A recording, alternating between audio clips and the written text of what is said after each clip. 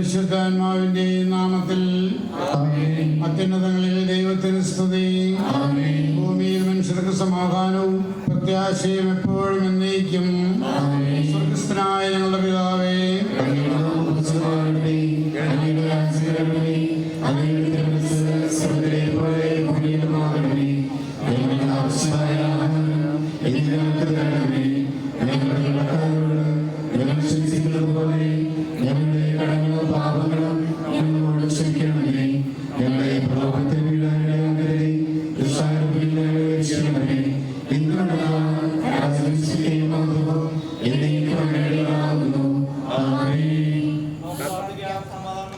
കണ്ണുനീർ വാർത്തുകൊണ്ട് കല്ലറയിലെത്തിയ ഭക്തസ്ത്രീകളെ ആശ്വസിപ്പിച്ച കർത്താവേ, അഗ്രാഹ്യമായ അങ്ങയുടെ മഹത്വത്താൽ ഞങ്ങളുടെ ഹൃദയങ്ങളെ ജ്വലിപ്പിക്കണമേ. വ്യർത്ഥകാര്യങ്ങളിൽ പതിരിപ്പോയിരിക്കുന്ന ഞങ്ങളുടെ ചിന്തകളെ നിയന്ത്രിക്കണമേ. ദുരാശകളുടെ നീർച്ചുഴിയിൽ കുരുങ്ങിക്കിടക്കുന്ന ഞങ്ങളെ ഉദ്ധരിക്കണമേ.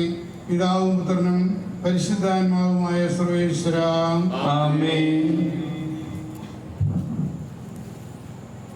കർത്താവിനെ ഞാൻ സ്തുതിക്കുന്നു, അവിടുന്ന് മഹോന്നതനാണല്ലോ. കുതിരകളെയും കുതിരക്കാരെയും അവിടുന്ന് കടലിൽ താഴ്ത്തി. കർത്താവിന്റെ അഭിമാനവും ബലവുമാകുന്നു, അവിടുന്ന് എന്നെ രക്ഷിച്ചിരിക്കുന്നു. ഫറവോന്റെ രഥങ്ങളെയും സൈന്യങ്ങളെയും അവിടുന്ന് കടലിൽ താഴ്ത്തി. ജലം അവരെ മൂടിക്കളഞ്ഞു, കല്ലുപോലെ അവർ ആഴത്തിലേക്ക് താണു. അങ്ങയുടെ വലതുകരം ശക്തിയുള്ളതാകുന്നു, ശത്രുക്കളെല്ലാം അത് സംഹരിച്ചു. അങ്ങ് വീണ്ടെടുത്ത ജനങ്ങൾക്ക് അങ്ങ് തന്നെ നായകനായി. അങ്ങയുടെ പരിശുദ്ധ ഭവനത്തിലേക്ക് അവരെ ആനയിക്കുകയും ചെയ്തു. പിതാവിനും പുത്രനും പരിശുദ്ധാത്മാവിനും സ്തുതി, ആദ്യം മുതൽ എന്നേക്കും ആമേൻ. Hallelujah, hallelujah, hallelujah. പ്രാർത്ഥിക്കാം, നമുക്ക് സമാധാനം.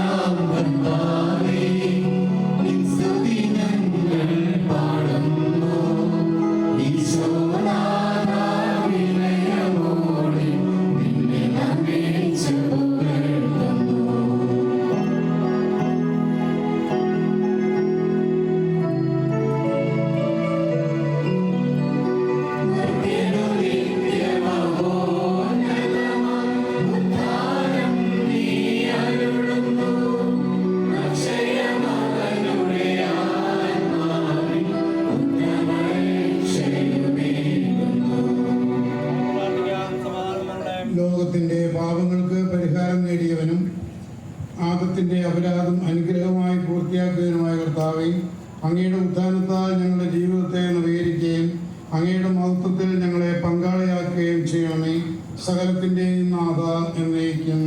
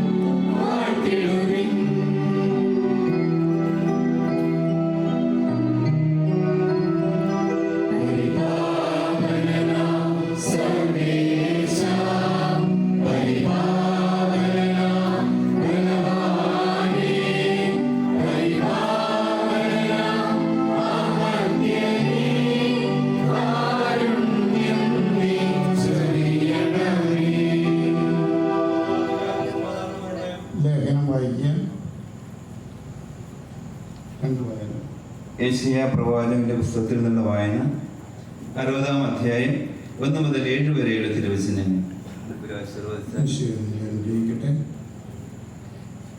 ജെറുസലേമിന്റെ ഭാവി മഹത്വം.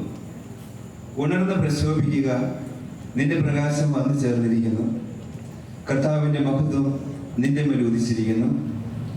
അന്ധകാരം ഭൂമിയെയും കൂരിരുട്ട് ജനതകളെയും മൂടും. എന്നാൽ കർത്താവ് നിന്റെ മേൽ ഉദിക്കുകയും അവിടുത്തെ മഹത്വം നിന്നിൽ ദൃശ്യമാവുകയും ചെയ്യും.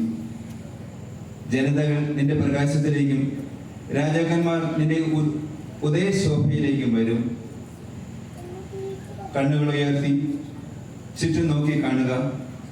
അവർ ഒരുമിച്ച് കൂടി നിന്റെ അടുത്തേക്ക് വരുന്നു. നിന്റെ പുത്രന്മാർ ദൂരെ നിന്ന് വരും, പുത്രിമാർ കരങ്ങളിൽ സംവഹിക്കപ്പെടും. ഇതെല്ലാം ദർശിച്ച് നീ തേജസ്വിനിയാവും.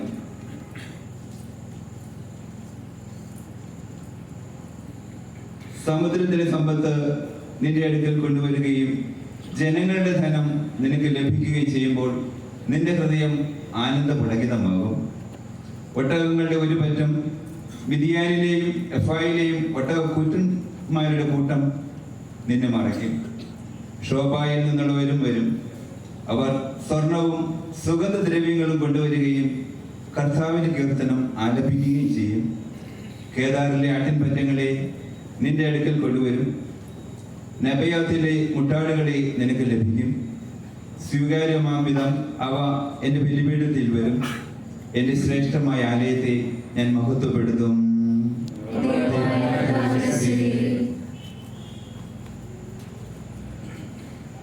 വിശുദ്ധ പൗലോസ് ശ്ലീഹ റോമാക്കാർക്ക് എഴുതിയ ലേഖനം 6-ാം അധ്യായം 7 മുതൽ 14 വരെയുള്ള വാക്യങ്ങൾ. എന്തെന്നാൽ മരിച്ചവൻ പാപത്തിൽ നിന്നും മോചിതനായിരിക്കുന്നു. നാം ക്രിസ്തുവിനോടുകൂടി മരിച്ചുവെങ്കിൽ അവനോടുകൂടി ജീവിക്കും എന്ന് നാം വിശ്വസിക്കുന്നു. മരിച്ചവരിൽ നിന്ന് ഉത്ഥാനം ചെയ്ത ക്രിസ്തു ഇനി ഒരിക്കലും മരിക്കയില്ലെന്ന് നമുക്കറിയാം. മരണത്തിന് അവന്റെ മേൽ ഇനി അധികാരമില്ല. അവൻ മരിച്ചു. പാപത്തെ സംബന്ധിച്ചിടത്തോളം എന്നേക്കുമായി അവൻ മരിച്ചു. അവൻ ജീവിക്കുന്നു. ദൈവത്തിനു വേണ്ടി അവൻ ജീവിക്കുന്നു. അതുപോലെ നിങ്ങളും പാപത്തെ സംബന്ധിച്ചിടത്തോളം മരിച്ചവരാണെന്നും യേശുക്രിസ്തുവിൽ ദൈവത്തിനു വേണ്ടി ജീവിക്കുന്നവരാണെന്നും അറിഞ്ഞുകൊള്ളുവിൻ. അതുകൊണ്ട് ജഡമോഹങ്ങൾ നിങ്ങളെ കീഴ്പ്പെടുത്തുവാൻ തക്കവിധം പാപം നിങ്ങളുടെ മർത്യ ശരീരത്തിൽ ഭരണം നടത്താതിരിക്കട്ടെ. നിങ്ങളുടെ അവയവങ്ങളെ അനീതിയുടെ ഉപകരണങ്ങളായി പാപത്തിന് സമർപ്പിക്കരുത്. പ്രത്യുത മരിച്ചവരിൽ നിന്ന് ജീവൻ പ്രാപിച്ചവരായി നിങ്ങളെ തന്നെയും നീതിയുടെ ആയുധങ്ങളായി നിങ്ങളുടെ അവയവങ്ങളെയും ദൈവത്തിന് സമർപ്പിക്കുവിൻ. പാപം നിങ്ങളുടെ മേൽ ഭരണം നടത്തുകയില്ല. കാരണം നിങ്ങൾ നിയമത്തിന് കീഴിലല്ല, കൃപയ്ക്ക് കീഴിലാണ്.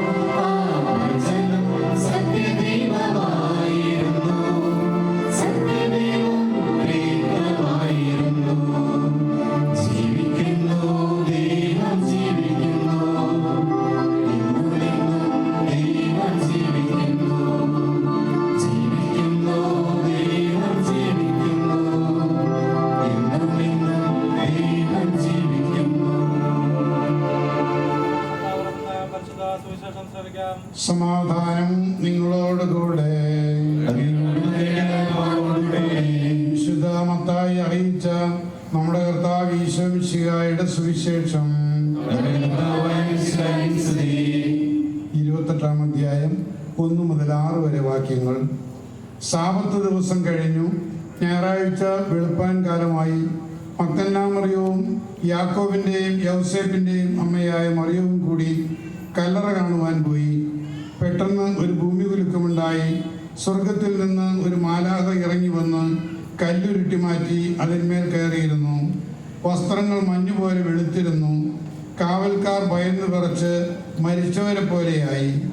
മാലാഖ ആ സ്ത്രീയോട് പറഞ്ഞു, നിങ്ങൾ ഭയപ്പെടേണ്ട. കുരിശിൽ തറയ്ക്കപ്പെട്ട ഈശോയെയാണ് നിങ്ങൾ അന്വേഷിക്കുന്നതെന്ന് എനിക്കറിയാം. ഈശോ ഇവിടെയില്ല. നേരത്തെ പറഞ്ഞതുപോലെ ഉയർത്തെഴുന്നേറ്റു. ഈശോ ഇവിടെയില്ല. നേരത്തെ പറഞ്ഞതുപോലെ ഉയർത്തെഴുന്നേറ്റു.